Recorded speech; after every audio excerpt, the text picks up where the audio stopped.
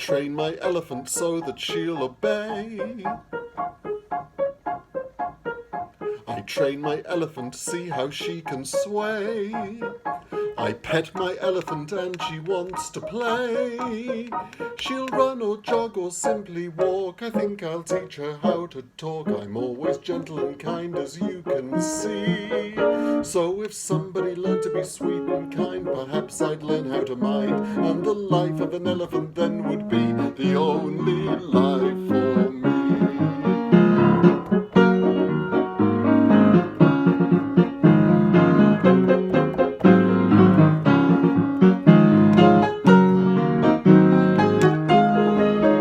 Though you can't hold an elephant in your arms or get one to sit on your knee, still the life of an elephant has its charms, and that's the life for me.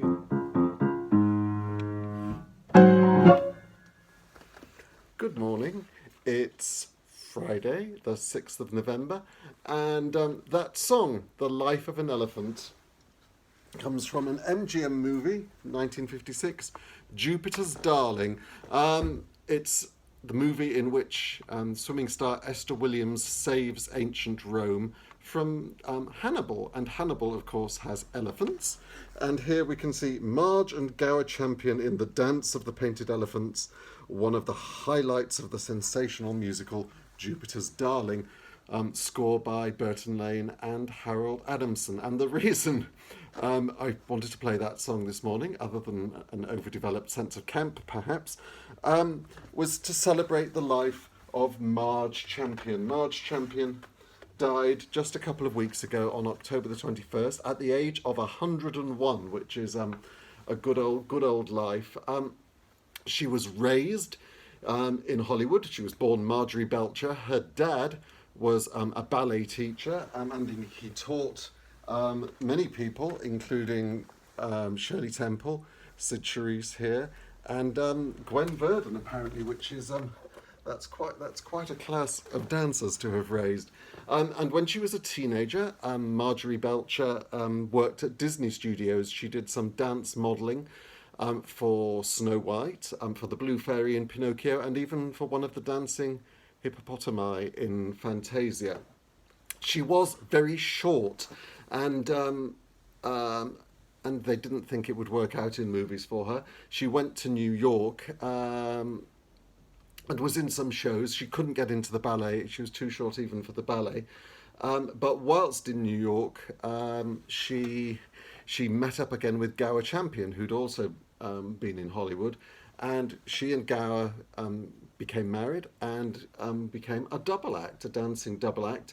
And as such, they went back to Hollywood, where their breakout movie was Showboat in 1951, where they played the husband and wife couple, Frank and Ellie. Now, when they made Showboat, Marge was already 31, unlike those teenagers, Katherine Grayson or Jane Powell, many of Debbie Reynolds, many of those girls at MGM were very young when they first started. Marge was a proper grown-up person by this point, didn't have stars in her eyes, and the following year, after the success Marge and Gower had in Showboat, they asked them if they'd like to remake Roberta, which had starred Fred Astaire and Ginger Rogers, and this was remade as Lovely to Look At. And despite their talents and the talents of Howard Keel and Katherine Grayson and Ann Miller, it's a bit of a dull movie.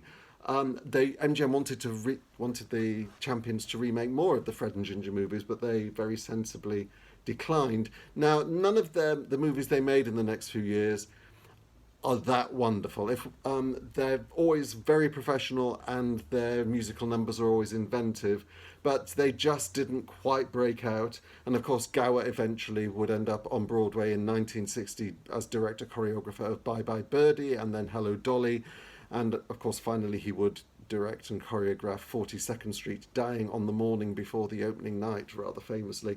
Marge, she'd gone her separate ways from Gower after a few years.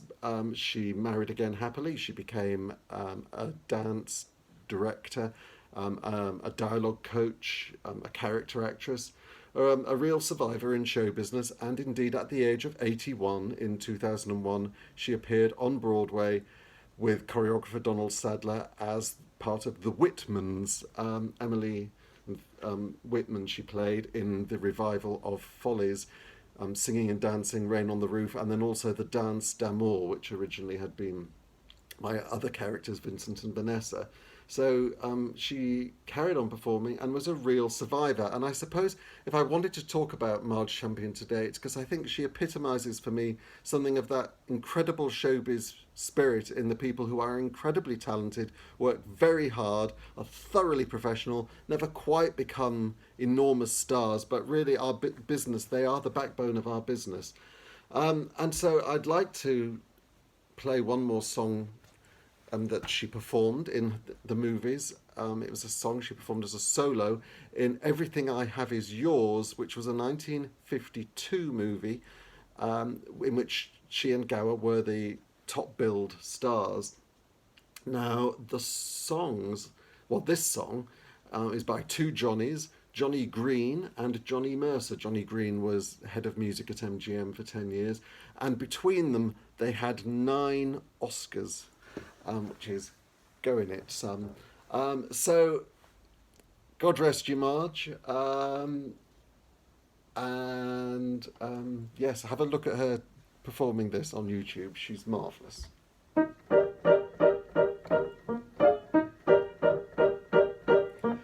I recall my first impression, he was such a gentleman fine, with his hair cut like a bow and arrow, as he whispered, pretty little sparrow mine.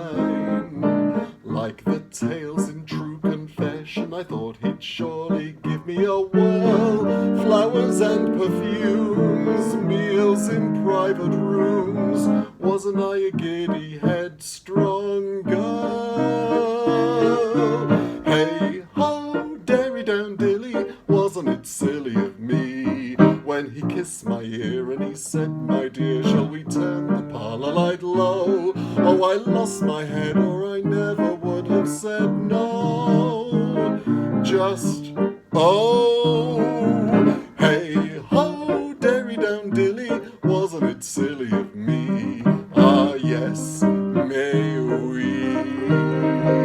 played a game, hide and go seek by name, and I, dumb kid, when he said hide, I did. Hey ho, dilly down dairy, life is remarkably grim, for wasn't it silly of me, and wasn't it silly of him?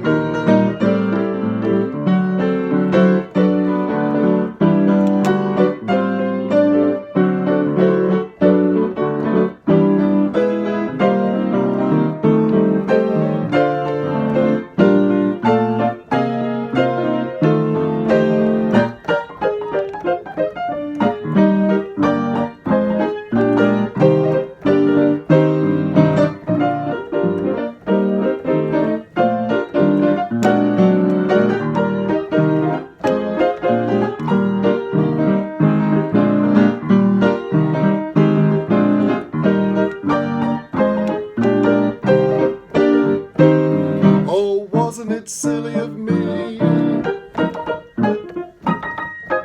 Wasn't it silly of him? I'll see you on Monday.